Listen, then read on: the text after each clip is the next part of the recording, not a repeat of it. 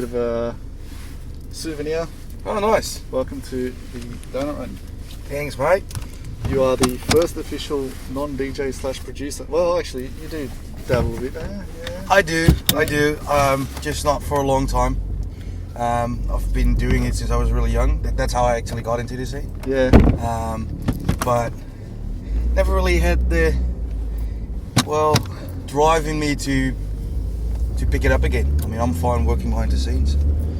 And I guess that's why I really wanted to have a chat with you. You know, a lot of the guys I get are in the scene. You see it from a back seat more so.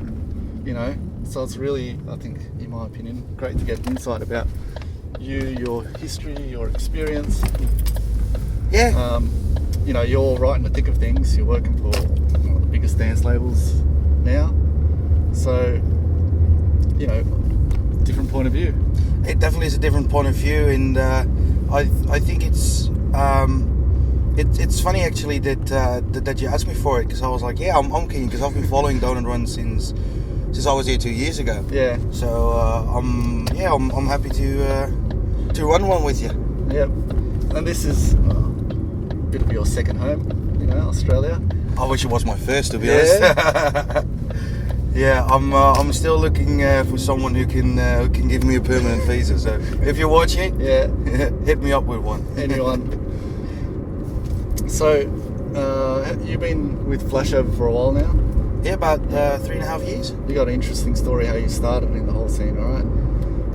Yeah, it was quite funny how it all went. So how did you actually discover the music? You know, we all have different discovery process, I guess. What drew you to it? How did you get involved? I think it was 10 or 11, and we had a radio station in the Netherlands which was only online, I think it was, which was called Fresh FM. Okay. And I started listening to it, and it was playing like trance. Didn't know it was called trance back then. Yeah. It was like Randy Katana, ADB stuff. Yeah. And I really liked it, and I went into listening more to that music, and then eventually found out that I was a real EDM freak, as in big room. Okay. So listened to that for a while, then started making it myself, you know, when I was 13, 15, 14. And then I actually bumped into Flashover because a couple of mates of mine I met on an online producer forum, which we had in the Netherlands. We're releasing on that label, and then I found out that Flashover was actually like that Ferry Corsten was the head honcho, so I was like, oh, that's sick. And back in those days, they still had Flashover Electro House, Flashover House. So I sent my music to the A&Rs. Still feel bad for sending them such bad music, so to speak. But yeah, and then I just kept popping up at ADEs. When I was 14, 15, I already went to Amsterdam dance events, mainly during the day. Just made sure that I at least had a coffee with them, some new garbage demos for them to listen to, and then eventually they also saw me pop up at their own events. For some reason, I always managed to sneak myself inside, sneak myself backstage, keep myself a bit on the background, but made sure they saw me, and they're like, what the hell is that kid doing here? Who's this guy? Yeah, who's this guy? Yeah, he's everywhere, and he's freaking 15 years old, you know. So eventually, when I was 16, I actually got a Facebook message from the A&R saying like, "Hey mate, how about you're feeling to come over one day to the office and we can discuss some things." And I thought I was getting the record label deal of the year, obviously, which turned out to be like a job offer, which is just as great, obviously. Yeah. But I went there like with my laptop and my USBs full of demos. Get your pen out. Yeah, get my GoPro so I can take a selfie while signing my future DJ Mag Top 100 spot. But no, it was just a job offer, because they said like, we were just looking into someone who was able to work for a couple of hours a week, do some DJ promos, not socially awkward, and we actually thought of a job description, not socially awkward. Yeah. We actually thought of taking an intern first, like a university or something. Yeah. And then they were like, but why not Jesse? Because he's freaking popping up everywhere, and he has nothing to do with the scene. Yeah. But he's everywhere, so that's when they enthusiasm, and they saw that, right? So now that you've got so much industry knowledge and what would you say? Because a lot of people that watch Doughnut run, a lot of DJs, producers who are trying to get that next level in their career. What's, I guess, maybe something lacking you see in these days, or what makes them stand out, I guess? You mean just DJs and producers? DJs, producers, yeah. Anyone trying to say, well, what would it take to get to Flashover? What it would take to get to Flashover is just being very... Well, it depends a bit on what label, because we have Flashover Trance, and that's... If you have a solid, uplifting trance anthem, well, we'll release it on Flashover Trance, but what we're looking for with Flashover Main, but not just like with Flashover, what we would really like to see in nowadays industry, at least from my point of view, is, well, a bit of the basic answer, like innovative, new sounds and stuff, but we're really into crossovers. Yeah. So trance crossing over with even big room, trance crossing over with techno, but not just like the tech trance you have nowadays, just real maybe 130 BPM trance, but then with a cooler twist into it, some more specific sounds that could attract more people, not to our label, but also to trance. Yeah, because trance is still a big market, but it doesn't attract a very young crowd. It does, yeah, but like a very small percentage is actually like discovering trance. They're all listening to top 40 stuff nowadays, hip hop, R&B, which is fine. But I think in order to keep the genre a bit alive is to attract a younger and new audience, and you don't do that by sticking to the trance, how trance has been for 20 years. Yeah, you have to like broaden it a bit and create crossover tracks in order to create a broader audience and also attract a broader audience to the genre. Like a bit of crossover. Yeah. To that's what I really like, that a couple of techno DJs have been remixing old trance classics, but they've kept like the trance alive. Like, you know how there's always like a thing with techno, like not the artist themselves, but like the techno audience kind of shitting on trance. It clashes. Well, trance actually like accepts techno, because there's a lot of DJs who actually put trance DJs who put techno in their set.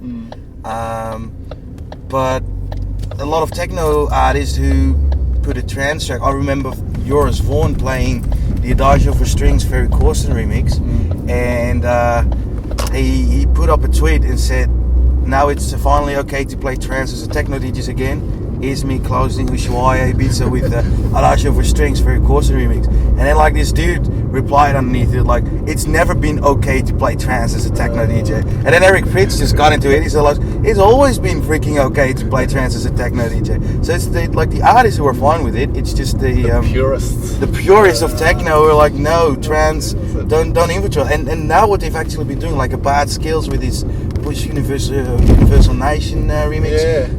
Tale of Us doing Cafe Del Mar, which is amazing because they didn't just turn it into a techno remix. They kept the trance vibe alive in it, which makes like Cosmic Gate plays that Bad Skills remix on Transmission, and Bad Skills and Adam Bay or whatever play it at an Awakenings in the Netherlands. So which is really good, because if they play that, that's like the perfect crossover. Fits your trance set, fits a techno set, and techno's always been winning a younger crowd. For some reason, techno's been always doing good. Especially recently, it's been massive. Yeah, especially like the drum code sound and stuff. But like techno never have had that hard time that trance sometimes has by winning a younger, newer crowd. For some reason, it's just been attracting, been recruiting new techno fans automatically. But I think it's great that like the younger techno crowd, especially the ones who listen to drum code, like Bad Skills, like Adam Bayer, like Enrico Sangigliano, they're the younger crowd, and like the older purists say like, oh, no, they're just making techno commercial, and they're hating on that sound. I think it's great. The more people listen to techno, the more people will eventually start listening to trance, I hope, and we'll see how it goes. And those remixes are doing really well, which to me is an opportunity to grow trance again. It's pretty ironic that these people don't want their music they like to get big, right? Yeah, well, Like, that's this is what's... mine. No, you can't listen to it. Yeah, that's the thing. I don't get it either. Like, if I'm enthusiastic about a song or a genre, I always try to bring my mates into there. I'm just a bit like bummed out that all my mates have very different music tastes than me, so I could never drag them into Transmission or even Tomorrowland, you know. Or if they would go to Tomorrowland, they would go to totally different stages than me. But Seth Truck said that on Twitter as well lately. He was shitting on Camel Fat for making, like, he said something like, stop making like techno music commercial, it should stay underground and blah blah blah blah. And then Eric Pritz got like in a rant to Seth Truxler, which I really like. Like, come on, dude, why does it have to like stay underground? Why can't we all enjoy the fact that more people are starting to love our music? But yeah, I think the purists and trans are like, they love it if they win over a new soul for trance music. But maybe because it's underground, a little bit commercial, they find themselves cooler. I don't know. But isn't your, I don't know, maybe not, everyone doesn't have the same type of what's the word, goal, but you know, more people to like your music, enjoy your music and things like that. So everyone's got a different take, I guess.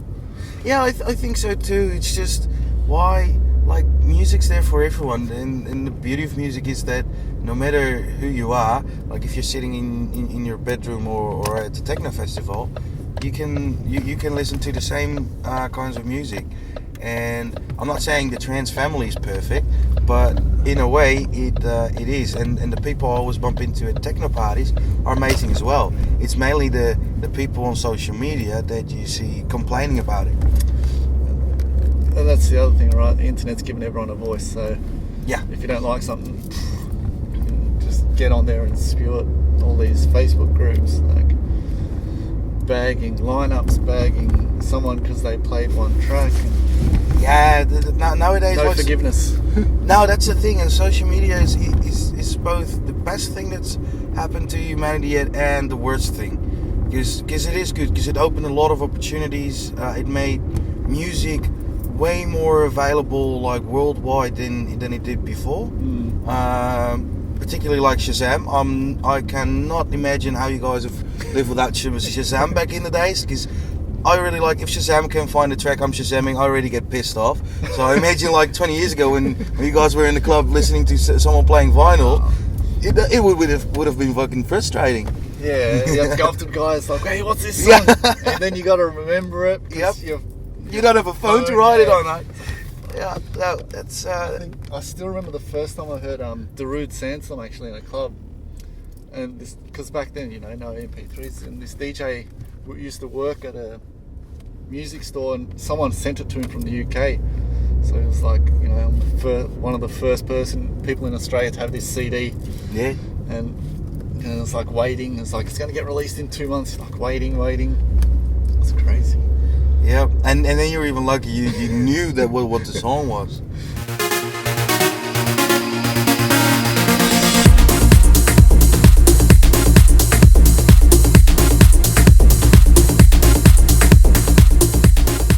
We went to 7-Eleven for some donuts, so cheers. You do artist management as well, right? Yeah. So obviously you not only manage your own artists, but obviously see artists at other management as well. What kind of what makes a good artist to you? A good artist to me always tries to challenge himself or herself, obviously. Doesn't continuously make the same style of music, but that's just because by creating other genres, like, or at least crossing over to other genres, an artist expands his skills, broadens his audience and his knowledge. While if it would just stick to the same genre over and over for years, I think that I mean, you obviously evolve as a producer, but you limit yourself to a lot of things. And I know, for example, I'm from Buren, from the trance industry, sometimes gets a hard time because he's creating pop music as well and stuff. Something to be said for, but how I see it as well is that what he did is just, he's been in the trance for so long, he just broadens his musical abilities and audience, and I'm actually hoping that it will make sure that the people who listen to his poppy tracks will eventually like dig into him as an artist, find out about his trance stuff, and eventually fall into trance. So instead of like trance family kind of like, well, like that purist crushing that idea, I actually see it as an opportunity. Yeah. There was this event with actually Camel Fat and Tin Liquor. Tin Liquor is like, for the ones who don't know it, a DJ duo from the Netherlands who release a lot on Tuna Deep, so a bit of the more chill trance. And I thought these events are needed because you attract the Camel Fat crowd, which is a bit like techno, but very easy, accessible techno. Almost you can call a couple of the tracks a bit trancey, and combine it with Tin Liquor, so a trance act, and that attracted a very mixed crowd. I mean, more young people than older people, but quite a few older people as well. And it was good because actually the ones who know Camel Fat went there and got introduced into the music of Tin Liquor, and the response when Tin Liquor was playing was insane. Everyone was loving it. There was no difference between like, oh, everyone was just waiting for Tin Liquor to end because Camel Fat was playing, because Tin Liquor's been doing really well, and they've only been doing it for 3 years, so it's insane how big they've grown. But obviously you get a lot of people who just go there for Camel Fat, because Camel Fat is like a very big artist now, and people were just absolutely loving the Tin Liquor sound. And I'm like, if we have more of these crossover events, you win people over. I mean, Tin Liquor, no, it's not uplifting trance, but hey man, baby steps. It's all kind of like we don't actually like need people to come to uplifting trance or whatever. Just have them introduced in a more melodic genre that is trance. I mean, what is trance eventually? There's another question. It's like a 6-part mini-series. Yeah, that's when I'm back next year, we'll talk about that. We'll do a full Netflix documentary series on that one. So what's the future for Flashover? You guys just teamed up with Armada, so it's, you know... Yeah, we... one of the, you could say, biggest independent dance labels, right? To me, yeah. I've been like looking up to Armada for a long time. Obviously, when I told you before I worked for Flashover, it wasn't just Flashover singing tracks. There was also Ono, which is a great guy who's doing his own thing now, but used to work for Armada. He actually gave me feedback on like the most horrible tracks that I still like thank him for. I'm like, wow, dude, did you ever take the time to do? If I would listen to my own music now, I wouldn't even have done that. Yeah. So yeah, to start working with them, I mean, it's basically just a distribution what they're going to do for us guys. But what they're doing really is very opening up opportunities for us, for Ferry. Obviously, they have a wide audience, but also relations with radio and whatever. So it opens more opportunities to you to grow Flashover as a label and not just Ferry. Yeah. Because a lot of people obviously associate Flashover with Ferry, but in my opinion, Flashover has way more to offer than just Ferry. Yeah. We have this Dimension guy who's very known for his melodic stuff like Origami, which was actually the reason that Ferry picked up his Guyella project after 15 years. And now he's actually making some cooler stuff. You obviously get lots and lots of demos sent to you, right? Yeah, we got quite a couple. So what makes something immediately stand out? You're like, I want to listen to this one. Is it track title? Track title actually helps. Yeah. It's funny because back in the days, a friend of mine got released.